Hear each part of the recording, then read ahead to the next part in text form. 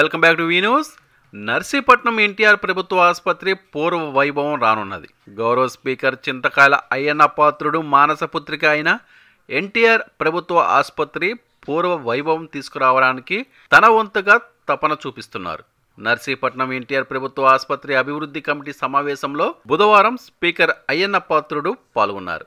150 పడకల ఆసుపత్రిని 200 పడకల ఆసుపత్రి విస్తరించేందుకు కమిటీ నిర్ణయం తీసుకుంది. అందుకు అనుమతుల కొరకు కృషి చేస్తానని స్పీకర్ తెలిపారు. సమావేశంలో DCHS Srinivas, RDO V V Ramana, municipal commissioner J Surendra, superintendent doctor Sudha Sharada, అభివృద్ధి కమిటీ సభ్యులు పాల్గొన్నారు. ఆసుపత్రి అభివృద్ధి కోసం నిధుల సేకరణకు సహకారం అందించనున్నట్లు స్పీకర్ హామీ ఇచ్చారు. ప్రతి నెల అభివృద్ధి కమిటీ సమావేశం నిర్వహించాలని సూచించారు. కొత్తగా కట్టిన భవనానికి సోలార్ సిస్టమ్ ఏర్పాటుకు కమిటీ నిర్ణయం తీసుకుంది. శానిటేషన్, రోగుల భోజనంలో మెరుగుదలకు చర్యలు తీసుకోవాలని సూచించారు. డాక్టర్లకు ఉన్న క్వార్టర్స్ భవనాలను మరమ్మతులు చేసి వాడుకలోకి తీసుకురావాలని, ఇందుకు రూపాయలు 15 లక్షల నిధులు కేటాయింపుకు తోడ్పాటు చేస్తానని స్పీకర్ తెలిపారు. రిపేర్లో ఉన్న అంబులెన్స్ను తక్షణమే మరమ్మత్తు చేయాలని కమిటీ నిర్ణయించింది. అనకాపల్లి ఎంపీ కొత్త అంబులెన్స్ల ఏర్పాటు హామీ ఇచ్చారని స్పీకర్ తెలిపారు.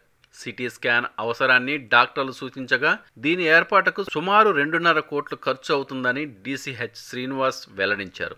ఇందుకు అవసరమైన నిధుల కోసం ఎన్ఆర్ఐలను ప్రభుత్వ సహకారం కొరకు స్పీకర్ అయ్యన్న కృషి చేస్తానని తెలిపారు. రోగులు బెడ్స్పై వారంలో 7 రోజుల పాటు ప్రతిరోజు కొత్త రంగు బెడ్షీట్స్ ఉపయోగించాలని నిర్ణయం తీసుకున్నారు. దీని ఖర్చును అంచనా వేయాలని స్పీకర్ సూచించారు. అన్నా క్యాంటీన్లో ఉదయం టిఫిన్తో పాటు 2 పూటల భోజనం అందుబాటులో ఉంటుందని, రోగులతో వచ్చిన సహాయకులు కూడా ఉపయోగించుకోవచ్చని పేర్కొన్నారు. అనకాపల్లి జిల్లా కలెక్టర్ విజయకృష్ణన్ అందిస్తున్న సహాయ సహకార్యాలకు స్పీకర్ ధన్యవాదాలు తెలిపారు. సిఎస్ఆర్ గ్రాంట్స్ ద్వారా అనకాపల్లి, నర్సీపట్నం ఆసుపత్రుల అభివృద్ధికి సహకరించాలని కోరారు. ప్రాంతంలో ఉన్న ఎన్ఆర్ఐలు ఆసుపత్రి అభివృద్ధికి నిధులు అందించాలని విజ్ఞప్తి చేశారు. ఆసుపత్రి కొరకు ఆసుపత్రి పరికరాల కోసం అవసరమైన నిధులు అందించనున్నట్లు స్పీకర్ హామీ ఇచ్చారు.